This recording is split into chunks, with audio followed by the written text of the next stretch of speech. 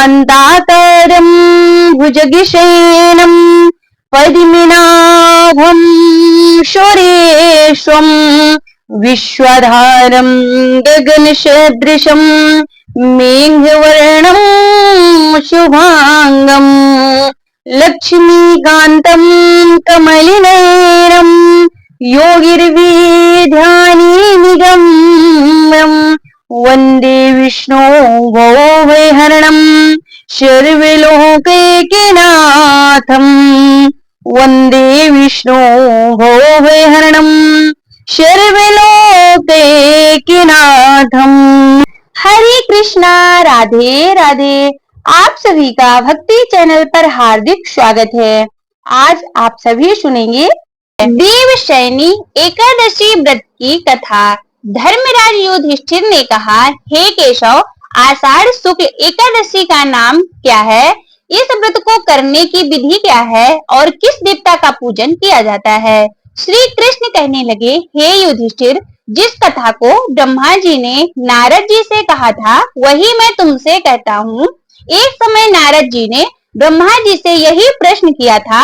तब ब्रह्मा जी ने उत्तर दिया कि हे नारद, तुमने कलयुगी जीवों के उद्धार के लिए बहुत ही उत्तम प्रश्न किया है, क्योंकि देवशयनी एकादशी का व्रत सब व्रतों में से उत्तम है। इस व्रत में से समस्त पाप नष्ट हो जाते हैं और जो मनुष्य इस व्रत को नहीं करते वह नरकगामी होते हैं। इस व्रत के करने से भगवान विष्णु प्रसन्न होते हैं। इस एकादशी का नाम पद्मा एकादशी है। अब मैं तुमसे एक पौराणिक कथा कहता हूँ, तुम मन लगाकर सुनो। सूर वंश में मानधाता नाम का एक चक्रवर्ती राजा हुआ है, जो सत्यवादी और महान प्रतापी था। वह अपनी प्रजा का पुत्र की भांति पालन किया करता था। उसकी सारी प्रजा धन धान्य से भरपूर और सुखी थी। उसके राज्य में कभी अकाल नहीं पड़ता था। एक समय उस राजा के राज्य में 3 वर्ष तक वर्षा नहीं हुई और अकाल पड़ गया। प्रजा अन्न की कमी के कारण अत्यंत दुखी हो गई। अन्न के न होने से राज्य में यज्ञादि भी बंद हो गए।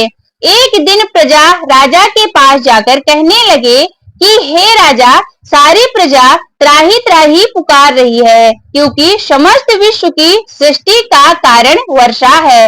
वर्षा के अभाव से अकाल पड़ गया है और अकाल से प्रजा मर रही है। इसलिए हे राजन, कोई ऐसा उपाय बताओ से प्रजा का कष्ट दूर हो सके। राजा मानधाता कहने लगे कि आप लोग ठीक कह रहे हैं, वर्षा से ही अन्न उत्पन्न होता है और आप लोग वर्षा न होने के कारण अत्यंत दुखी हो गए हैं। मैं आप लोगों के दुखों को समझता हूँ। ऐसा कहकर राजा कुछ सेना के साथ वन की तरफ चल दिया। वह अनेक ऋषियों के आश्रम में भ्रमण करता हुआ अंत में ब्रह्मा जी के पुत्र अंगिरा ऋषि के आश्रम में पहुंचा। वहां राजा ने घोड़े से उतरकर अंगिरा ऋषि को प्रणाम किया। मुनि ने राजा को आशीर्वाद देकर कुशल क्षेम के पश्चात उसने आश्रम में आने का कारण पूछा। राजा ने हाथ जोड़कर विनीत भाव से कहा, हे भगवान, सब प्रकार के धर्म पालन करने पर भी मेरे राज्य में अकाल पड़ गया है। इससे प्रजा अत्यंत दुखी है। राजा के पापों के प्रभाव से ही प्रजा को कष्ट होता है। ऐसा शास्त्रों में कहा गया है। जब मैं धर्मानुसार राज्य करता हूँ तो राज्य में अकाल कैसे पड़ गया, इसका कारण का पता मुझको अभी तक भी नहीं चला। अब मैं आपके पास इसी संदेह को निवृत्त कराने के लिए आया हूँ। कृपा करके मेरे इस संदेह को दूर कीजिए। साथ ही प्रजा के कष्ट को दूर करने का कोई उपाय बताइए। इतनी बात सुनकर ऋषि कहने लगे, हे राजन, यह सतयुग सब युगों में उत्तम है। इसमें धर्म के चारों चरण सम्मिलित हैं, अर्थात युग में धर्म की सबसे अधिक उन्नति है। लोग ब्रह्मा की उपासना करते हैं और केवल ब्राह्मणों को ही वेद पढ़ने का अधिकार है। ब्राह्मण की तपस्या करने का अधिकार रख सकते हैं, परंतु आपके राज्य में एक शूद्र तपस्या कर रहा है। इसी दोष के कारण आपके राज्य में वर्षा नहीं हो रही है। इसलिए यदि आप प्रजा का भला चाहते हैं तो उस शूद्र का वध कर दो। इस पर राजा कहने लगा कि महाराज, मैं उस निरपराध तपस्या करने वाले शूद्र को किस तरह मार सकता हूँ? आप इस दोष से छूटने का कोई दूसरा उपाय बताइए। तब ऋषि कहने लगे, हे राजन, यदि तुम अन्य उपाय जानना चाहते हो तो सुनो। आषाढ़ माह के शुक्ल पक्ष की पद्मा नाम की एकादशी का विधि पूर्वक व्रत करो।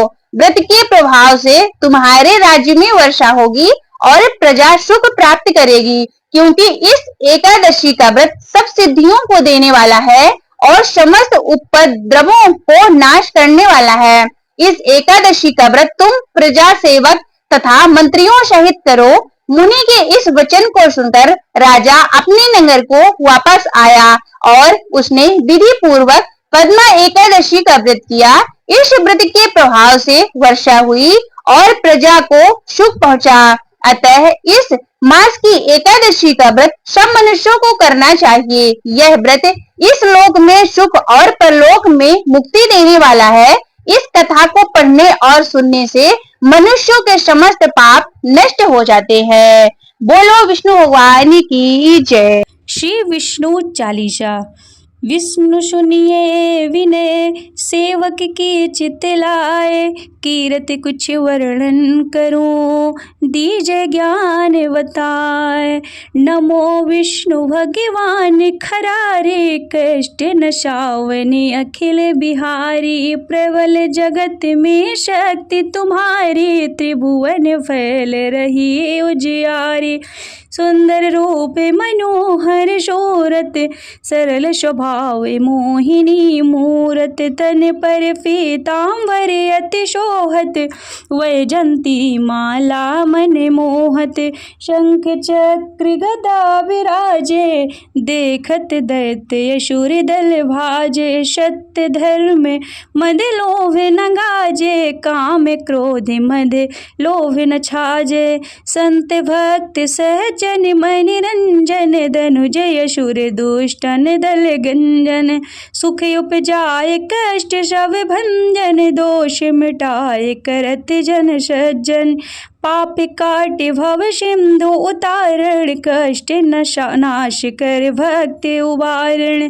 करत अनेक रूप प्रभु धारण, केवल आप भक्ति के कारण। धरणी धेनु वन तुम ही पुकारा, तब तुम रूप कराम का धारा। भारी उतारे असुर दल मारा, रावण आदि की को संहारा। आप बारह रूप बनाया, हरिणाक्ष को मार गिराया। धर्मत्स्य धन सिंधु बनाया, 14 रत्नन को निकलाया। अग्निलखर असुर द्वंद मचाया, रूप मोहिनी आप दिखाया।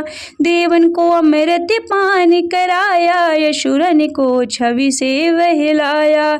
कूर्म रूप धर सिंधु मचाया, मंद्रांचल गिरि तुरत उठाया। शंकर का तुम फन छुड़ाया, भस्मासुर को रूप दिखाया। वेदन को जब असुर डुबाया, कर प्रबंध उन्हें ढूंढवाया। मोहित बन कर खलहि नचाया, उसही कर से भस्म कराया।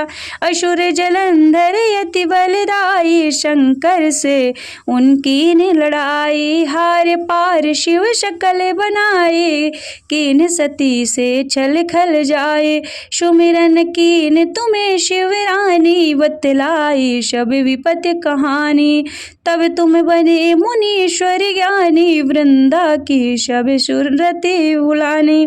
देखत दीन धनुज शैतानी, वृंदा आए तुम्हें लपटानी। जो इस परश धर्म क्षति ज्ञानी, हनाय सुर उन शिव शैतानी। तुमने ध्रुव प्रहलाद उबारे, हिरणाक्ष कुश को आदि खल मारे, गणिका और अजामिन तारे, बहुत भक्त भव सिंधु उतारे, हरहि सकल संतापे हमारे, कृपा करहूँ हर सिरजनहारे।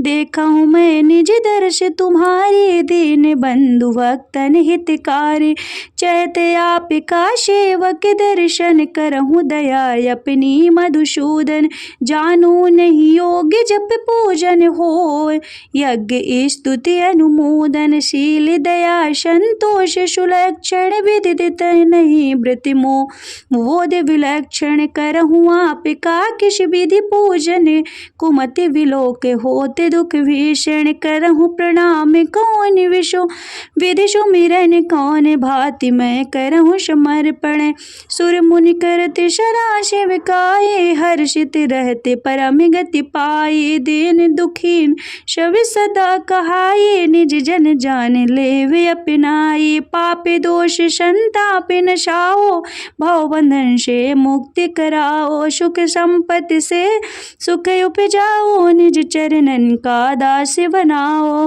निगम सदा ही विनय सुनावे, पढ़े सुने जो जन सुख पावे। ओम जय जगदीश हरे, स्वामी जय जगदीश हरे, भक्ति जनों के संकट, दास जनों के संकट, क्षण में दूर करी। ओम जय जगदीश हरे, जो ध्यावे फल पावे, दुख विनशे मन का, स्वामी दुख विनशे मन का, सुख संपत्ति घर आवे, सुख संपत्ति घर आवे, कष्ट मिटे तन का। ओम जय जगदीश हरे, मात पिता तुम मेरे, शरण गाऊँ मैं किसकी, स्वामी शरण गाऊँ मैं किसकी, तुम बिन और न दूजा, तुम बिन और न दूजा, आश करूँ जिसकी। ओम जय जगदीश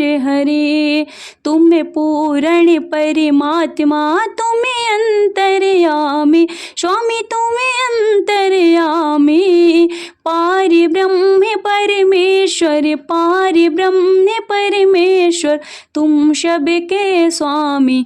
ओम जय जगदीश हरे, तुम करुणा के सागर, तुम पालन करता, स्वामी तुम पालन करता, मैं मूर्ख खल कामी, मैं मूर्ख खल कामी, कृपा करो भरता। ओम जय जगदीश हरे, तुम हो एक अगोचर, सबके प्राणपति, प्रभु सबके प्राणपति, किस विधि मिलो दया मैं, किस विधि मिलो दया मैं, तुमको मैं कुमति। ओम जय जगदीश हरे, दीन बंधु दुख हरता, तुम ठाकुर मेरे, स्वामी तुम रक्षक मेरे, अपने हाथ उठाओ, अपने शरण लगाओ, द्वार पड़ा तेरे।